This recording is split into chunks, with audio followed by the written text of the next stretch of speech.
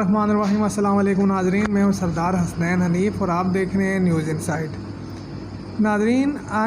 आने वाले चंद दिन पाकिस्तान की सियासत में इंतहाई अहमियत इख्तियार कर गए हैं। इमरान खान साहब का जो ऐलान है असम्बलियों से मुस्तीफ़ा होने का, इस ऐलान के बाद हुकूमती इत्तेहाद में जो है वो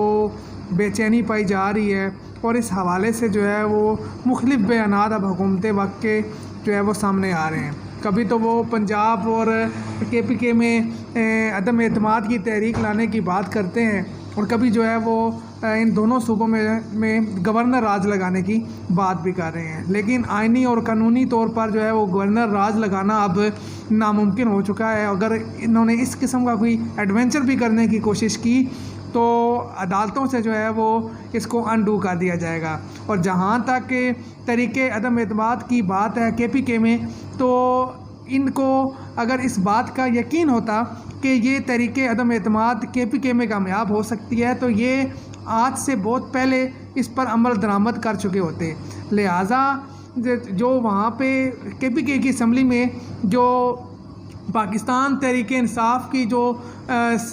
सीटों का फ़र्क है वो बहुत ज़्यादा है PDM के इत्तेहाद की बनिस्बत। तो लिहाजा अगर इन्होंने वहाँ पर तरीके अदम एतमाद लाई भी तो वो जो है वो 48 घंटों के अंदर नाकाम हो जाएगी। पीछे सवाल रह गया पंजाब में तरीके अदम एतमाद लाने का,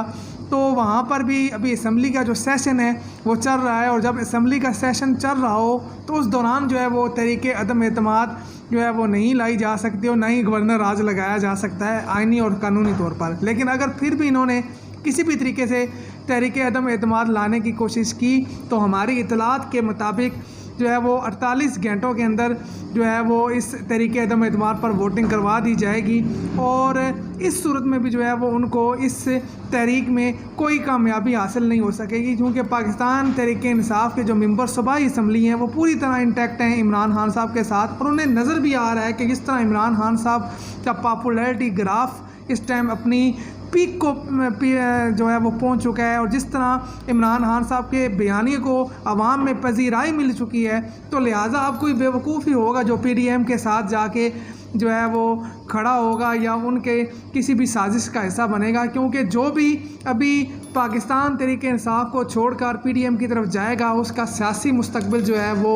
अंधेरे में पड़ जाएगा। तो लिहाजा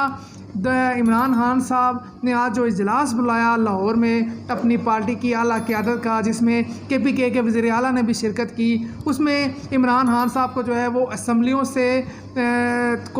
को डिज़ाल्व करने का जो है वो मशवरा दिया गया है और इस हवाले से सारे इख्तियारात इमरान खान साहब को सौंप दिए गए हैं। और कल इमरान खान साहब जो है वो पंजाब के वज़ीर आला परवेज़ इलाही से मुलाकात करने जा रहे हैं और आइंदा 1 या 2 दिन के अंदर जो है वो पार्लिमानी पार्टी का जो है वो इजलास भी बुलाया जा रहा है। और ज़रा ये बता रहे हैं कि जुम्मे वाले दिन जो है वो इस बात को इस प्लान को हतमी शक्ल दे दी जाएगी कि पंजाब और KPK की असम्बलियाँ जो हैं वो कब डिज़ोल्व करनी हैं। दूसरी जानिब हुकूमत वक्त के लिए ये फ़ैसला जो है वो इंतहाई तशवीश का बायस है। उनके आगे खाई तो पीछे कुआं है। उसकी वजूहत ये हैं कि अगर जो है वो इमरान खान साहब असम्बलियाँ डिज़ोल्व करते हैं तो आज इलेक्शन कमीशन ने भी जो है वो एक फिर, क्योंकि हमने आपको पहले भी बताया था कि इलेक्शन कमीशन इस टाइम मुस्लिम लीग नून और PDM का जो है वो B टीम बनकर काम कर रहा है। उनका ज़ाती मुलाजमों की तरह ये लोग जो हैं वो इस टाइम उनका तहफ़्फ़ुज़ कर रहे हैं। तो आज इलेक्शन कमीशन ने एक बार फिर मैदान में आकर PDM को जो है वो तहफ़्फ़ुज़ फराहम करने की जो है वो कोशिश की और उन्होंने कहा कि अगर असम्बलियाँ डिज़ोल्व की जाती हैं तो वहाँ पर जो है वो इलेक्शन करवा दिए जाएंगे। तो उसके हवाले से उन्होंने कुछ अखराजात का भी बताया कि कितने अखराजात आएंगे। तो अगर हुकूमत वक्त जो है वो असम्बलियाँ डिज़ोल्व होने की सूरत में जो है वो पंजाब में और KPK में इलेक्शन की तरफ जो है वो बात लेकर जाती है, इन दोनों सूबों में अगर सिर्फ इलेक्शन करवाए जाते हैं तो उसमें भी जो है वो पाकिस्तान तहरीक इंसाफ को फ़ायदा है, क्योंकि इनका पॉपुलैरिटी ग्राफ जो है वो इस टाइम बहुत ज़्यादा है। और एक सर्वे के मुताबिक अगर KPK और पंजाब में इलेक्शन होते हैं तो इमरान खान साहब जो है वो 3/3 की अक्सरियत से इस बार जो है वो दोनों सूबों में हुकूमत बनाएंगे और ये जो हुकूमत बनेगी वो आइंदा 5 साल के लिए होगी। ये जो सूबाई हुकूमतें KPK में और पंजाब में बनने जा रही हैं, अगर इलेक्शन होते हैं तो ये आइंदा 5 साल के लिए इलेक्ट होंगी। तो लिहाजा جو جنرل الیکشن ہے قومی اسمبلی کے، وہ اگر اگلے سال نومبر میں بھی ہوتے ہیں تو ان 2 صوبوں میں جو ہے وہ پاکستان تحریک انصاف کی حکومت ہوگی، اور پاکستان تحریک انصاف کی حکومت ہوتے ہوئے جب اگلے سال نومبر میں قومی اسمبلی کے الیکشن ہوں گے تو ان صوبوں میں پی ڈی ایم کا جیتنا جو ہے وہ بہت مشکل ہوگا، کیونکہ وہاں پر حکومتیں بھی پی ٹی آئی کی ہوں گی، وہاں پر ممبر صوبائی اسمبلی بھی پی ٹی آئی کے ہوں گے، تو لہٰذا وہ اپنے وسائل کو پوری طرح استعمال کر کے جو ہے وہ الیکشن کو جیتنے کی کوشش کریں گے، اور اس میں بھی جو ہے وہ پی ڈی ایم کو کوئی فائدہ ملنا جو ہے وہ مشکل نظر آتا ہے۔ اور اس کے علاوہ بھی ناظرین، اگر موجودہ حکومت فی الفور جو ہے الیکشن کی طرف جاتی ہے، اگر صوبائی اسمبلیاں ڈیزالو ہوتی ہیں اور پورے ملک میں جو ہے وہ عام انتخابات کا اعلان کیا جاتا ہے، تو اس میں بھی جو ہے اس ٹائم پی ڈی ایم کا جو ہے وہ بیانیہ بری طرح پٹ چکا ہے، اور پاکستان تحریک انصاف جو ہے وہ واضح طور پر 2-2.5 کے ذریعے سے جیتتی ہوئی نظر آتی ہے، تو لہٰذا اس ٹائم پی ڈی ایم کے لیے جو ہے وہ مشکلات میں بہت زیادہ اضافہ ہو چکا ہے۔ ناظرین، جہاں عمران خان صاحب کی اس چال نے تحریک جو پی ڈی ایم کی جو حکومت ہے اس کو جو ہے وہ کلین بولڈ کر دی ہے، وہیں جو ہے وہ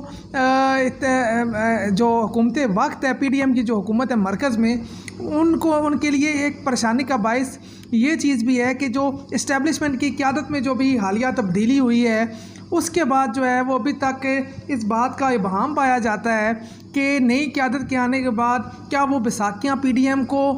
مہیا ہوں گی، جن بیساکھیوں کی وجہ سے پچھلے 9 ماہ سے یہ امپورٹڈ حکومت جو ہے وہ اقتدار میں موجود ہے۔ اگر نئی قیادت وہ بیساکھیاں فراہم نہیں کرتی اس امپورٹڈ حکومت کو، تو پھر اس امپورٹڈ حکومت کا مزید چلنا جو ہے وہ بہت ہی زیادہ مشکلات کا شکار ہو جائے گا، کیونکہ اس سے پی ڈی ایم کے اتحاد میں جو چھوٹی جماعتیں ہیں ان کو بہت سارے تحفظات ہیں، ان کے بہت سارے مطالبات ہیں جن پر ابھی تک جو ہے وہ عمل نہیں کیا گیا، تو لہٰذا اگر وہ بیساکھیاں اسٹیبلشمنٹ کے پیچھے ہٹ جاتی ہیں تو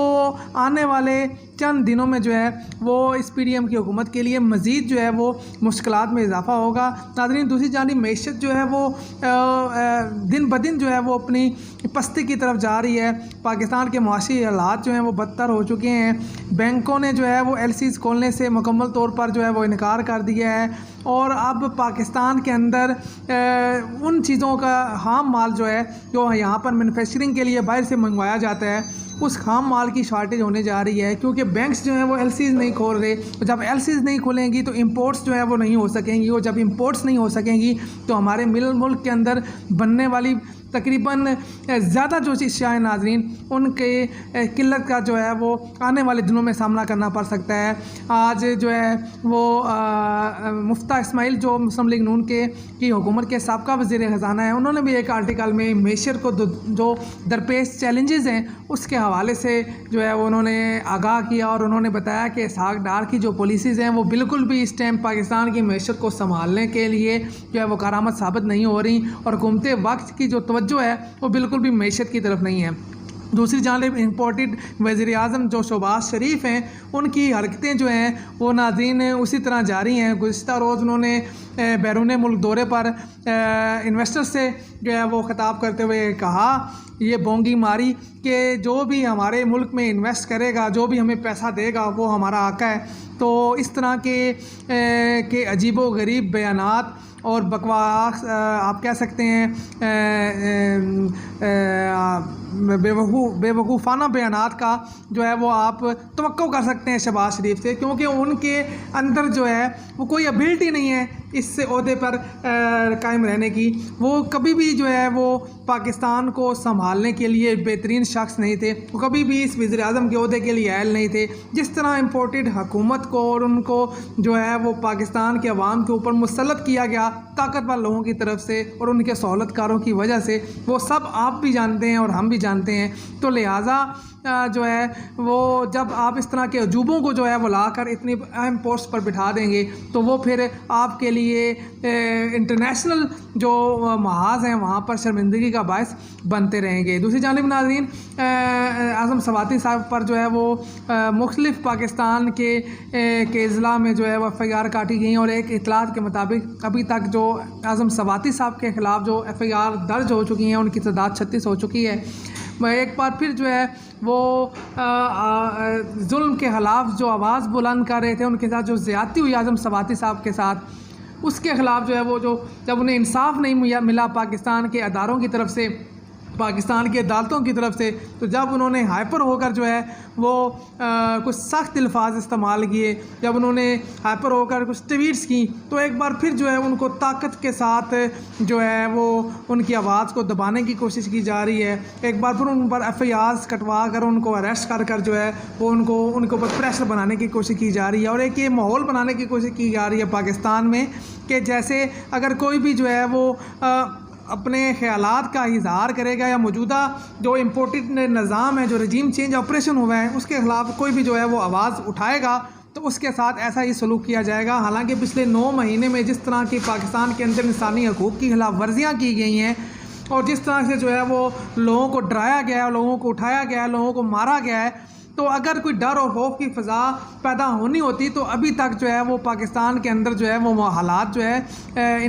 اس امپورٹڈ حکومت نے اور ان کے سہولت کاروں نے جو ہے وہ کنٹرول کر لیے ہوتے۔ لہٰذا جو ہے یہ بات ان کو سمجھ لینی چاہیے کہ اب یہ قوم جو ہے وہ بھیڑ بکریاں نہیں ہیں، ان کے اندر جو ہے وہ احساسات ہیں، جذبات ہیں، یہ سمجھتے ہیں، یہ جانتے ہیں، اچھے برے کی تمیز ان کو پتہ ہے اور ان کے اندر جو ہے وہ شعور آ چکا ہے۔ تو لہٰذا اب آپ جو بھی کریں گے آپ کو جو ہے اس کے برعکس جو ہے وہ آپ کو تنقید کا سامنا کرنا پڑے گا، آپ کو جو ہے وہ تنقید کو برداشت کرنا پڑے گا، آپ کو باتیں سننا پڑیں گی۔ تو لہٰذا اب آپ ڈر اور خوف سے ذریعے ظلم کے ذریعے لوگوں کی آواز کو جو ہے وہ دبا نہیں سکتے۔ تو آنے والے دنوں میں اعظم سواتی صاحب کا جو معاملہ ہے وہ کیا صورت اختیار کرتا ہے، اس کے بارے میں بھی جو ہے آپ سے رابطہ رکھیں گے۔ دیکھتے رہیے ہمارا چینل، ملتے ہیں آپ کے ساتھ